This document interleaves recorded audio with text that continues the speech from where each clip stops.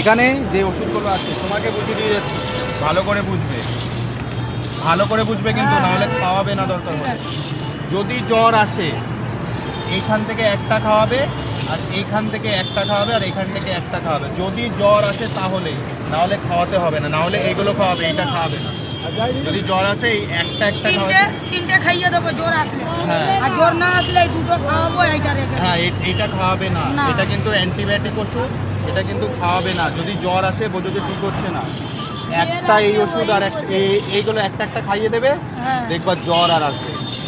কোনোই নেই, ডাক্তারের কাছ থেকে শুনে ব্যথা সব সব সব এ টু জেড, মুখে যে ছালা ফালা পড়েছে, মুখে রুচি নেই, সব ঠিক হয়ে যাবে। হাঁটাচলা করতে পারছি, হাতের ধরে করছে, মাথা অল্প অল্প। মাথা অল্প অল্প ঘুরছে।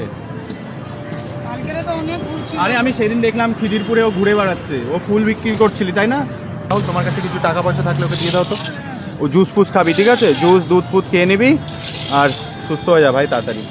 এখন আর আগের মতো জানি আসতে পারি না, কিন্তু আমি চেষ্টা করব, ঠিক আছে? ওটা রাখ, ওটাতে তুই দুধ ফুধ খেয়ে নিবি। আর দোকান মুকান তো চলছে না মনে হয়, সময় অনেক হয়েছে।